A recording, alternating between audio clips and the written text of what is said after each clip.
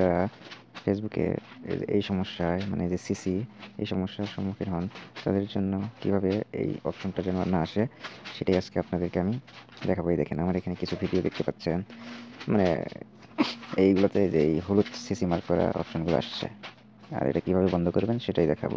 আপনারা প্রথমত এখানে যাবেন, এইখানে যে আসলে আপনাদের যে পেজের যে মানে ইয়েটা হোম পেজ, এখানে আসার পরে এই যে আপনাদের প্রোফাইলে ক্লিক করবেন, তারপর সেটিংস অ্যান্ড প্রাইভেসি, তারপর সেটিংস।